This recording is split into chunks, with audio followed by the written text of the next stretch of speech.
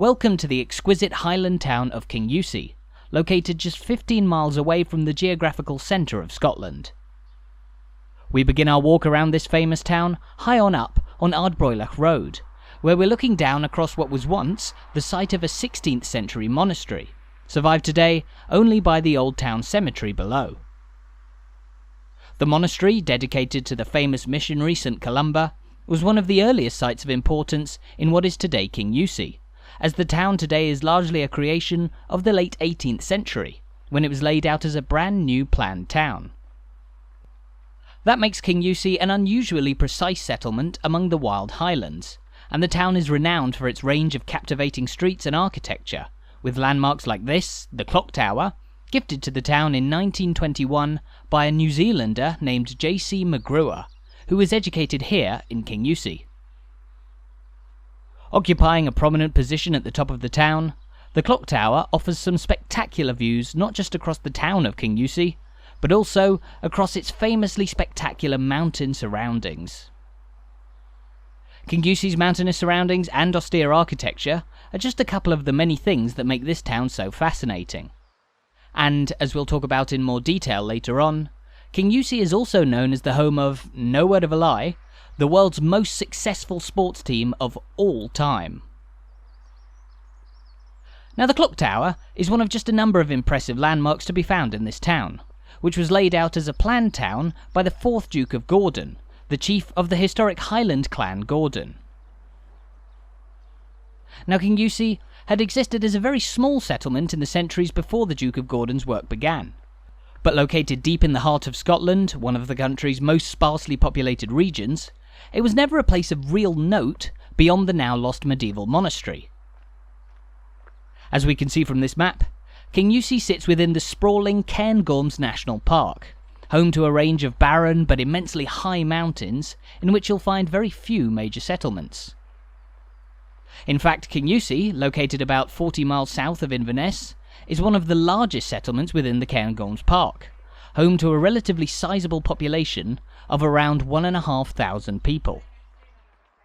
But despite its geographical isolation and the size of its population, Kingussie has historically been a town that's garnered quite a bit of attention from passing trade. Today, the town has a railway station on the main line between Scotland's Central Belt and Inverness, which we'll visit later, while the main road that we can see in front of us here once formed part of the mighty A9 road, long called the Spine of Scotland. As a result, many local businesses sprung up along the town's main road, including places for lodging like the Star Hotel, although originally only the building's upper floor was occupied by hotel rooms, the ground floor instead used by a general store serving the town and people passing through it. Now, despite the historically large volume of traffic passing through the heart of Kingussie, things changed significantly when the A9 road was diverted around the town in 1975, thereby easing congestion, but taking with it much of the passing trade. We'll make our way along the High Street once again later on in our walk, and take a view of how the once packed part of the Spine of Scotland is faring today. For the time being, however, we're now walking along King Street, home to an array of more independent shops and many of the houses in which the town's permanent population live. Now, as we mentioned, Kingussie is one of the most populous settlements in the region, and it's known as the capital of Badenoch, the historic district that occupies this north-central part of Scotland, and which is steeped in history dating all the way back to the medieval era, as on the outskirts of Kingussie, there once stood the mighty Ruthven Castle, home to the lords of Badenoch. We'll talk more about that later on too, but here we're passing by what was once St Andrew's Church, but which, since being renovated and taken over by the townspeople in 2004, is now a local community hall known as Talla Nan Ròs, meaning the Rose Hall, after one of the former church's windows that depicts a rose. Talla Nan Ròs, which I may be pronouncing entirely incorrectly, apologies if I am, is a Gaelic name that pays tribute to the Gaelic heritage of this region of Scotland. As recently as 130 years ago, Kingussie was one of the towns that lay on the effective border between what was the predominantly English-speaking region of Scotland and the country's mostly Gaelic-speaking region in the north and west. As such, both languages were spoken in equal measure in this town, and the town's name, Kingussie, is derived from the Gaelic name Ciaun a Iúsach, which means head of the pine forest, of course referring to the surrounding landscape. Now, we find ourselves on Spey Street, which runs parallel to the High Street on the southern edge of the town centre, and on which we find this fetching little house with the blue door, formerly the town's post office, opened in 1909. One of the many delightful buildings to be found on the town's streets, Kingussie's old post office stands just beside the town's rather lovely bowling green, home to the storied Kingussie Bowling Club. The bowling club was established in 1877, and the quaint little pavilion that overlooks the green was added in 1932, still used today by club members and visitors who are welcome to join in games. Now, the bowling green here isn't just a lovely place to be because of the incredible scenery off in the distance, but also, rather amazingly, it's said that it's never been lifted nor relaid at any point since 1877, which according to the bowling club makes Kingussie's 145-year-old bowling green the only original green in existence today. But as we mentioned at the start of our walk, lawn bowls isn't the only sport for which Kingussie is well known, with the town home to a football club, and most famously, Kingussie Badenoch, who play the historic sport of shinty. Now, shinty is a sport visually similar to hockey that was once played right across Scotland, but Kingussie here is genesis for the sport. The building in front of us here is the Victoria Hall, originally built in 1888, and inside which the rules for the game of shinty were written back in 1893. Now, sadly for shinty historians, the site inside the Victoria Hall where the rules were written was burned down in 1999 when it was being used as a film set. But the sport, although perhaps not widely known outside of Scotland, lives on strongly to this day. What exactly is shinty, you ask? Well, like hockey, it involves players using sticks to hit the ball into goals at either end of the field. But in shinty, you can also use your chest or block the ball with your feet, while the stick can also be used to take the ball away from opponents while in possession. There's much more to shinty than that, but the sport is absolutely massive up here in the Highlands, and Kingussie's team, Kingussie Badenoch, are the all-time greats. Founded in 1893, the team play their matches at the Dell, a field over on the other side of the railway line. Early on in their history, Kingussie Badenoch weren't exactly serial winners, but between 1986 and 2005, they won the league every single year, a record-breaking 20 times in a row, and for a period in the early 1990s, they also went entirely unbeaten for 4 years straight. That frankly unfathomable domination of top-level shinty led to Kingussie Badenoch to being named the world's most successful sports team of all time by the Guinness Book of Records, and although rivals like Newtonmore have now begun regularly winning titles too, Kingussie most recently won the Premier Division in 2019. Their home ground is an easy walk from the town centre just over the level crossing to our left. But here, we're now approaching the town's railway station, outside which there stands this rather grand fountain, which has an interesting story behind it. The fountain was donated to Kingussie in 1911 by a local man named Peter Mackenzie, who was rather surprisingly known as the Count of Sierra Largo, as he once travelled to South America and married a local countess, before going on to make a fortune selling Singer sewing machines. Mackenzie certainly led a unique life, and spent many a year away from his hometown here while over in South America. Now here, we're looking towards the town's railway station, opened in 1863 on the line between Inverness and Perth. Nowadays, Kingussie Station, which has some spectacularly long platforms, is served by high-speed trains that travel between Inverness towards Perth, Glasgow, Edinburgh, and even further away, London. An important gateway to the town for many of the visitors that come here throughout the year, Kingussie's railway station was also a crucial development for the town in the 19th century, opening up a new link to the rest of Scotland that hastened the commercialisation and industrialisation of this rural town. But as well as bringing new life to the local economy, the railway line has also created what you might call a bit of a border for Kingussie's town centre, with the area over the tracks between the railway line and the River Spey far less densely populated than this area. Originally though, the village of Kingussie was actually located over on the other side of the River Spey, but the village was moved as it lay beside the floodplain of the major river, and the Duke of Gordon, when he proclaimed in the 1790s that he wanted to build a new village at Kingussie, decided to bring the centre of the settlement over towards this area. Now here, we find ourselves in the town's main gardens, known as the Gynack Gardens after Gynack Burn, the small stream that runs beside the gardens, and which we crossed over a few minutes ago. Today, the gardens are a rather lovely feature of the centre of town, recently redeveloped and greeting travellers who step off the train and make their way towards the High Street. At the heart of the gardens, there stands this war memorial, which stands in remembrance of the Kingussie locals who died in the First and Second World Wars, with the memorial bearing 83 names, who were a significant loss to this tightly knit town.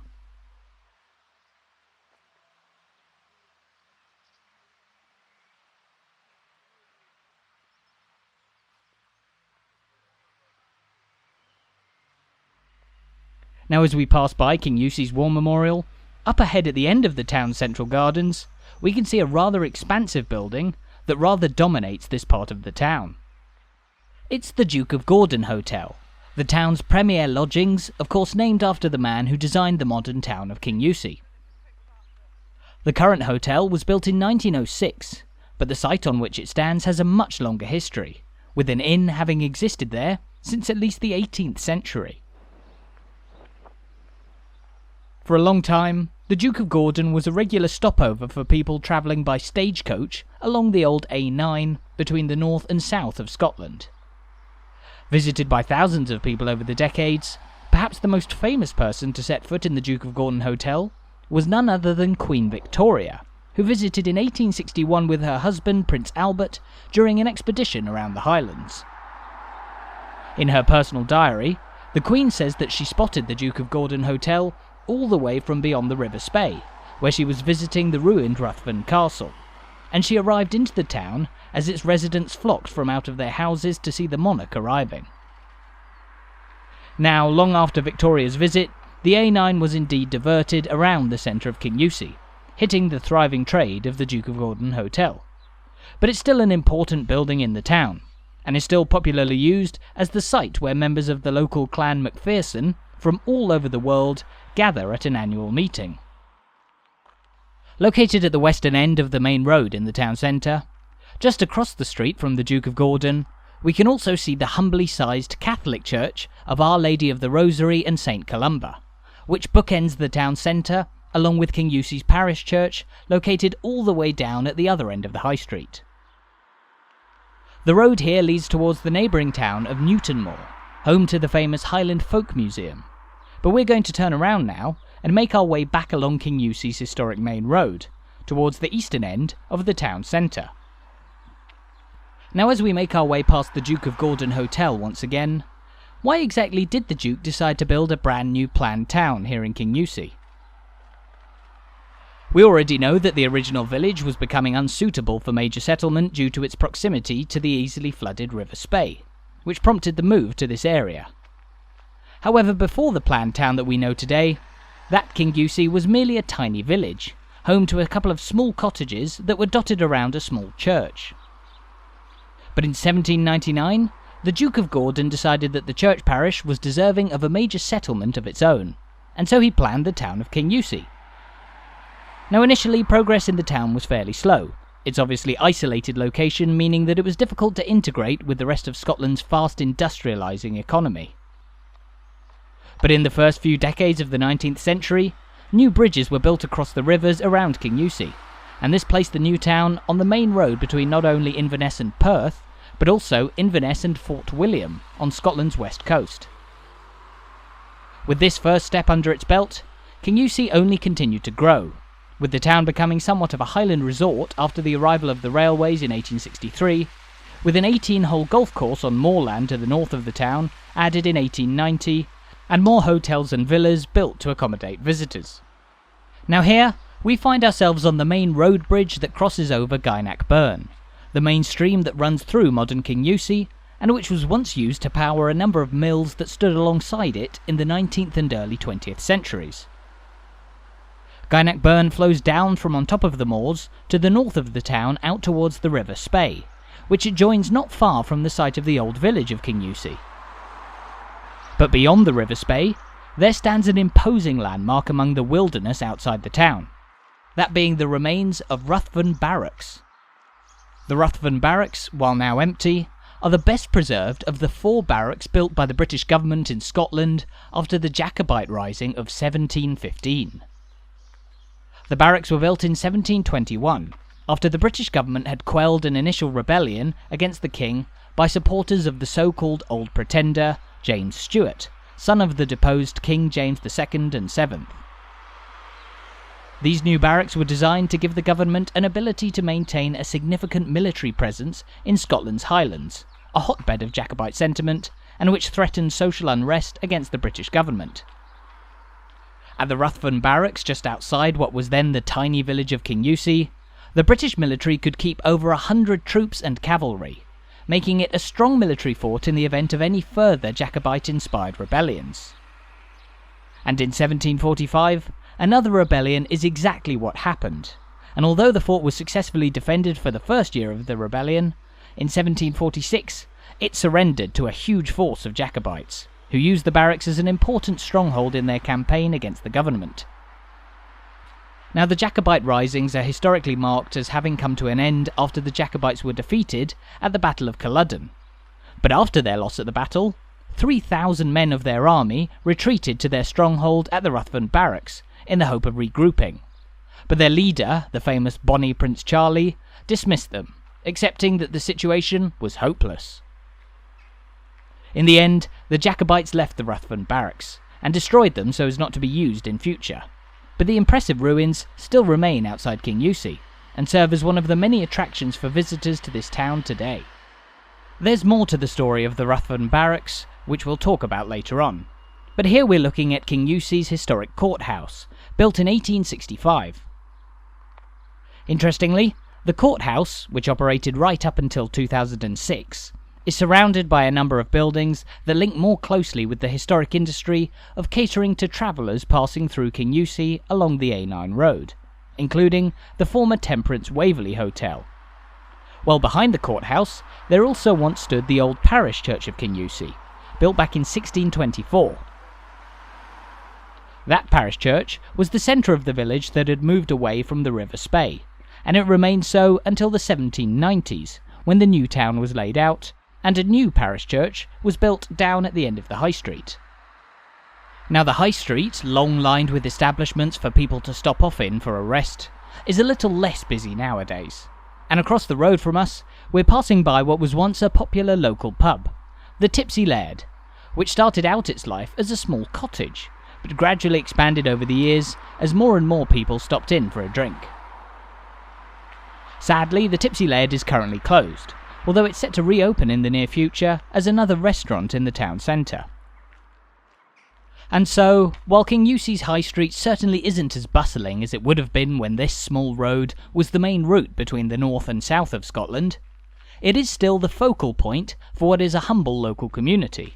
and its many shops, cafes and restaurants are also a delight for those visiting the town on a day out. But now, we're going to make our way off the High Street towards the southeastern corner of the town centre, where we'll end our walk in a couple of minutes. But as we make our way there, let's return to the story of the Ruthven Barracks, which has more to it than just the history of the Jacobite rebellions. While the ruined barracks saw much of their action during that period, long before the 18th century, the site of the barracks was the home of a major castle, which famously belonged to the lords of Badenoch in the medieval era. The old Ruthven Castle was first built in 1229, and in the 14th century it was the home of one Alexander Stuart, the Lord of Badenoch and the son of the Scottish King Robert II. In history, Alexander Stuart is better known as the Wolf of Badenoch, infamous as the man who destroyed Elgin Cathedral and much of the town of Elgin with it in the year 1390, as revenge after the Bishop of Elgin excommunicated him for the sin of marital infidelity. After the era of the Wolf of Badenoch, Ruthven Castle was demolished and rebuilt in the 1450s, and was the domain of the chiefs of Clan Gordon, who defended it through the centuries before it was eventually replaced by the Grand Barracks built by the British government in the 1720s. Now, here we've been walking down Duke Street, named after the Duke of Gordon himself, and at the end of which we find a couple of important local landmarks, the White Building being the former site of the Highland Folk Museum, housed in a building of 1790 known as Fasgadh, Gaelic for the refuge, and which operated as a museum from after the Second World War until 2007, before the popular museum later relocated to a larger site at Newtonmore down the road. Opposite, meanwhile, is the small Iona Gallery, which hosts a range of art exhibitions displaying both local works and art from further afield, another of the many cultural institutions to be found in the town on a visit. And so, having come to the end of Duke Street, we're now at the end of our walk around the wonderful town of Kingussie. Though it may be far from many other places of major settlement, Kingussie is a town well worth visiting, not only for a stroll around its streets as we've done today, but also for a dive into its illustrious history, whether that be a trip to the Ruthven Barracks, or, if you're lucky enough, watching a game of shinty at the Dell over the railway line. Set among gorgeous natural surroundings and with a fascinating story to tell, Kingussie is a real delight of Scotland's magnificent Highlands. Thank you so much for watching this video. I really hope you enjoyed it, and I hope you're looking forward to visiting Kingussie for yourself in future sometime soon.